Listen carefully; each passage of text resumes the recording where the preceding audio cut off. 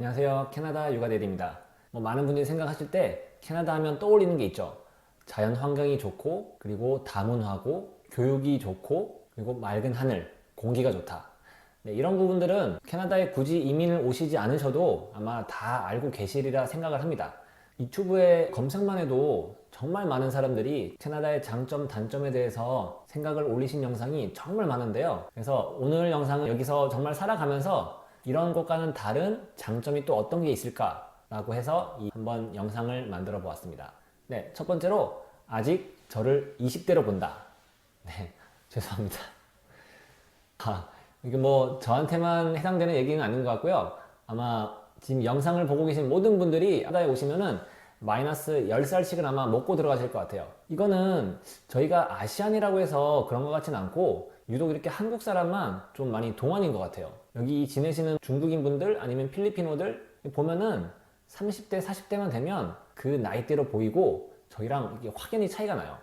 유독 한국 사람만 30대, 40대가 돼도 정말 잘 관리하신 분들은 거의 한 마이너스 10살, 40대 초반 잘 가꾸신 여성분들 보면 20대 중반으로까지 여기 분들은 보시더라고요. 이제 가끔씩 제가 일하는 데서 보면 새로운 사람이 와요. 그러면은 저한테 3번 놀랍니다. 첫 번째, 너 결혼했어? 두 번째로는, 너가 애가 있다고? 그리고 세 번째로는, 너가 30대 후반이라고? 이렇게 3번을 놀랍니다. 다시 한번 죄송하고요. 다시 한번 말씀드리지만 저만 그런 게 아니고 모든 한국 분들이 이 캐나다에서는 마이너스 10살을 까먹고 들어갈 수 있는 아주 큰 장점이 있습니다. 그래서 이 어리게 보인다는 장점이 캐나다에서는 더 유리한 게 뭐냐면, 그래서 여기서는 이력서에 나이를 쓰지 않잖아요. 그래서 그러한 부분이 상당히 저희 한국 사람들에게는 큰 장점이라고 저는 생각을 합니다. 또 제가 생각하는 캐나다의 장점 두 번째는요, 비교를 안 해도 되고 눈치를 안 보는 삶을 살 수 있습니다. 이 말을 다르게 표현하면 본인 자신에게 더 집중할 수 있는 삶을 살 수 있는 게 장점인 것 같아요. 쉬운 예로 제가 똑같은 옷을, 똑같은 신발을 일주일 내내 입고 다닌다고 해서 그 누구 하나 신경 쓰는 사람 없고 그 누구 하나 이상하다고 쳐다보는 사람이 없는 것 같아요. 그래서 제가 뭘 하든 무엇을 입든 무엇을 생각하든 별로 사람들이 신경을 쓰질 않아요. 그냥 저는 제 삶에 집중을 하고 저만 바라보고 살면 되는 그런 아주 심플한 삶을 여기서는 살 수 있는 것 같아요. 한국에서는 주변 사람들의 눈치를 보고 제가 어떤 아파트에 사는지, 저 사람의 차는 뭔지, 그리고 회사는 어디 다니는지, 결혼을 했는지 안 했는지, 상대방의 기준과 나의 기준이 맞는지 틀린지를 중요하게 생각하는 그런 문화가 있는 것 같아요. 왜 우리나라가 그런 문화가 좀 있을까에 대해서 생각해 봤더니 저희 나라가 일본의 영향을 많이 받은 게 있잖아요.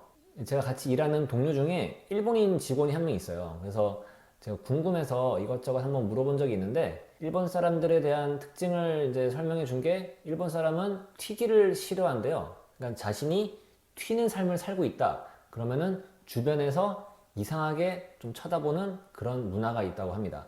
당연히 아주 예의를 차리는 나라라서 그거를 본인 입으로 직접적으로 말하진 않는데요. 하지만 대신에 그런 사람이 있으면 가까이 하지 않고 그런 사람과는 좀 거리를 두고, 그래서 일본의 이지메 문화가 생겨난 게 튀어나온 사람은 망치로 콕콕콕 찍어서 너 들어가 라고 하는 문화가 생겼고, 그리고 일본 셀러리맨들만 봐도 전부 다 검은색 정장에 흰색 와이셔츠 넥타이를 메고 거의 그렇게 입고 다닌다고 해요.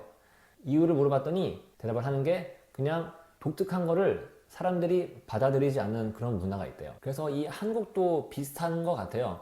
본인이 스스로의 삶을 살지 못하고 세상이 정해놓은 규칙 그리고 시간표에 따라서 내가 어느 정도 나이가 되면 이 정도를 해야 되는데, 내가 어느 정도 되면은 이 정도는 올라가야 되는데, 그런 게 좀 정해져 있어서 삶이 좀 힘들고 고단하지 않나 저는 그렇게 생각하고 있거든요. 캐나다에서는 그런 비교 잣대가 많지 않다 보니 비교적 삶이 좀 여유롭고 행복하다는 것을 좀 느끼고 있습니다. 네, 그리고 세 번째 장점으로는 캐나다는 야근이 없습니다. 야근이라고 하면 한국에서는 보통 5시, 6시에 일이 끝나게 되면 이제 밤까지 일이 연장돼서 야근이라고 부르는데 여기서는 쉽게 얘기해서 그냥 오버타임이라고 할게요. 시간을 넘어서 일하는 게 거의 많지 않아요. 보통 저 같은 경우에는 돈을 더 벌고 싶어서 제발 스케줄 좀 더 주세요, 일을 좀 더 시켜주세요 해도 시간을 더 주지 않아요.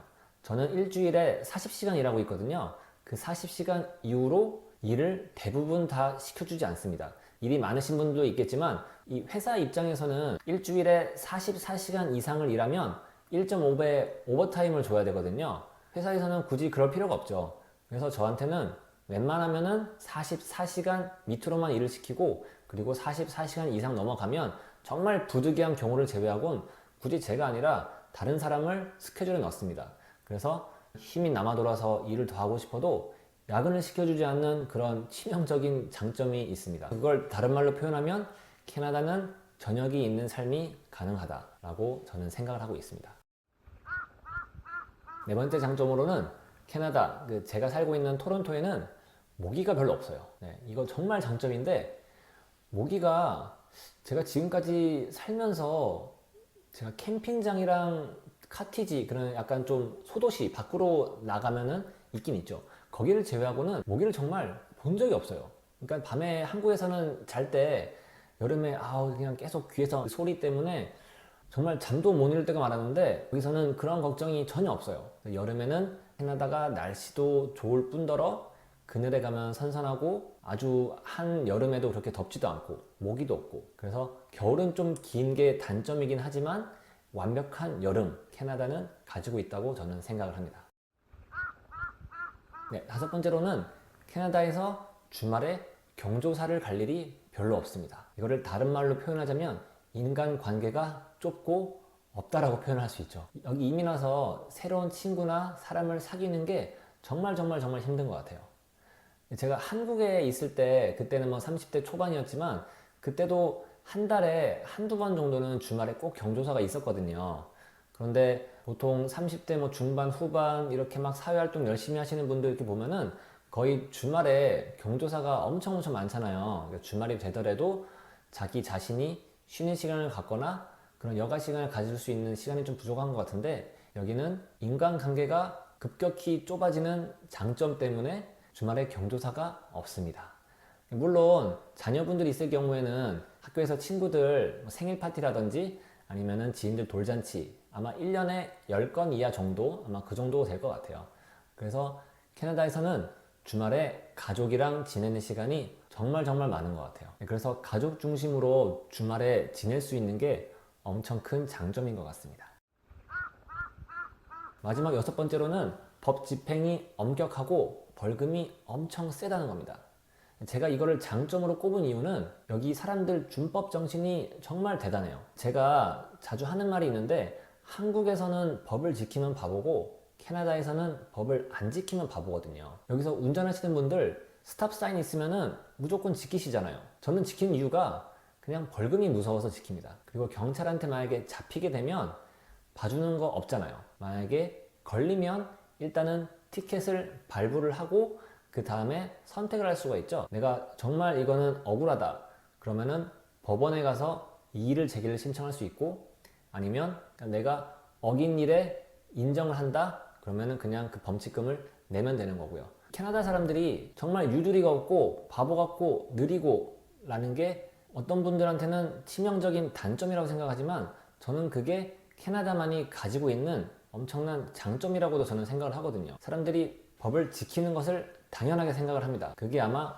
어릴 때부터 교육이 되는 것 같고, 부모들도 그렇게 하다 보니 자식들도 따라가게 되고요. 확실한 건 벌금이 어마어마하게 세서 사람들이 그거를 잘 지킨다는 것이죠. 한국은 제가 봤을 때 벌금이 너무 낮아요. 그 법이 사람들한테 좀 더 너 이거 해라고 부추긴다고 생각할 정도로 벌금이 너무 낮아서 에이 내가 그냥 이거 한번 하고 벌금 내고 말지, 그런 것들 많이 있잖아요. 근데 여기는 애초에 벌금이 세다 보니까 사람들도 법을 잘 지키지만 벌금이 무서워서 더 안 하지 않을까, 저는 그렇게도 생각을 하고 있습니다.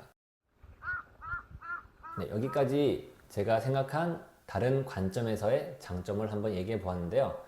여러분들도 몇 가지는 공감을 하고 공감을 못 하시는 부분도 아마 있을 것 같아요. 네, 이번 영상은 여기까지 마치고요. 제 영상이 유익하거나 마음에 드셨다면 구독과 좋아요 눌러주시면 감사하겠습니다. 네, 다음 시간에 또 뵙겠습니다.